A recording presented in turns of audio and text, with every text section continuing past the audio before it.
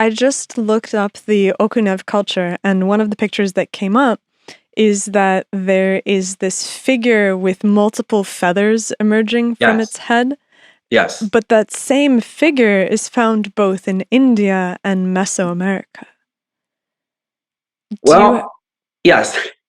what's going on? That seems like such a particular. I've never seen that illustration before, and it seems, of all of the possible versions of a god or a representation that you can make, it seems strange to have this same sort of figure appear in all three places Yes. without there being some kind of contemporaneous spread.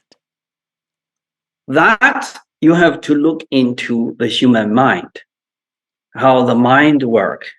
In the 60s and 80s, in North American archaeology, they're going to different directions. The main direction is represented by my professors at University of Michigan. That's the processual or new archaeology, which is really talking about environment, ecology, human adaptation.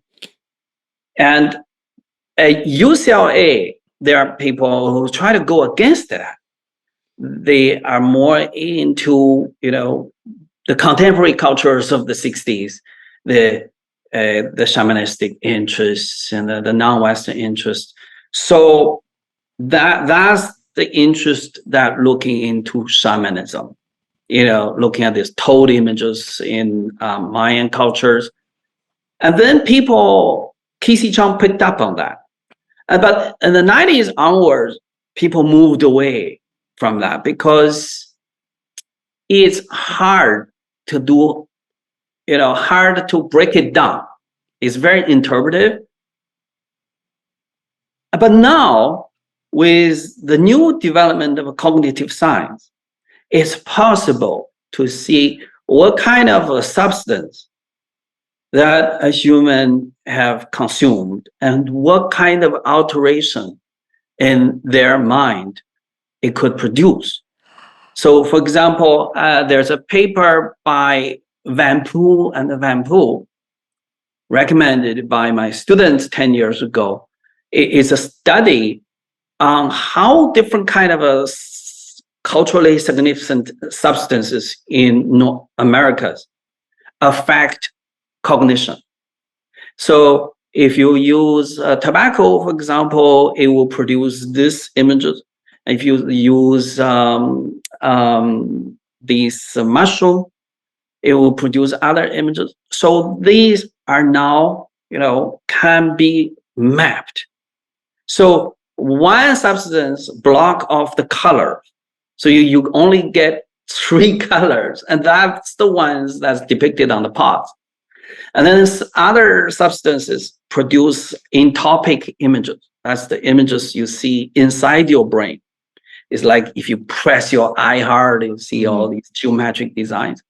Yes. So now it's possible to work on the human mind to figure out what is causing this. But like you're saying that if I lick a particular kind of toad, that I'll see a 7-headed monster? But that's the crazy thing. So this is amazing because we had this guy from the Qualia Research Institute. His name is Andres Gomez Emilson, and he has been working on cataloging the various entities that show up depending on the psychedelic substances that you use. He's using DMT, but it seems like everybody sees the same creatures. Even across cultures? I think so. That's crazy, because I was always under the impression that depending on your religious upbringing, you would have a different experience. If you're from a Christian tradition, you might think that you see Jesus. But they're all shaped the same. So yes. the label that you put onto it is different, but the shape of the thing that you see appears to be consistent from person to person, from experience to experience. So this ties in very nicely to that idea, which the representation of these figures is the representation of the substance in context of the human mind. That's fascinating. So there's like a 7-headed monster substance somewhere. Yes. That all these people had access to. I think it's toads, based off this conversation. Yeah, like toads, magic mushroom, and like in the New World, there are tobacco, and in Amazon, there's a whole array of other things. cannabis for Eurasian, especially the Scythians. The Scythian arts, the tattoo, the gold is always have a deer or horse and the lower body going like this in transformation. That I think is relatively confident we can connect with what Herodotus has described of what Scythians are consuming, because his descriptions are very precise.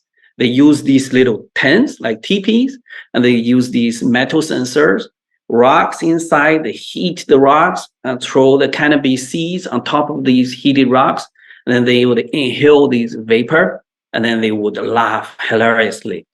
And those teepees and sensors with rock inside has been discovered by Russian archaeologists or Soviet archaeologists in those frozen tombs in Tuba, just north of Altai. So the problem is, in some of these societies, I think the substance might be too sophisticated for our imagination. That's the problem. Say, for example, none of Chinese archaeologists have any experience in this. So there's a difficulty, drawing the connections. We always see these distinctive bronze forms called drinking vessels, but you don't know why do you need these very specific forms to drink. Nobody can replicate the sequence.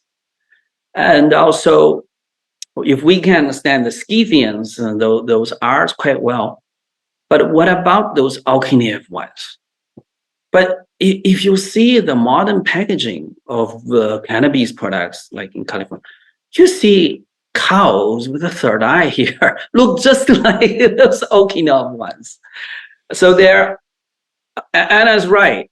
The forms could be universal, because it is a certain substance acting on human cognition. And the human psyche are more universal, is the cultural interpretation of it are different. If you see a God or you see Jesus, that's based on your cultural kind of training to how to read those signals. But the production of the signal is something to deal with a neurological process. Seems like this would be an easy thing to test out, right? Like you could give people substances and see if they see this seven-headed monster.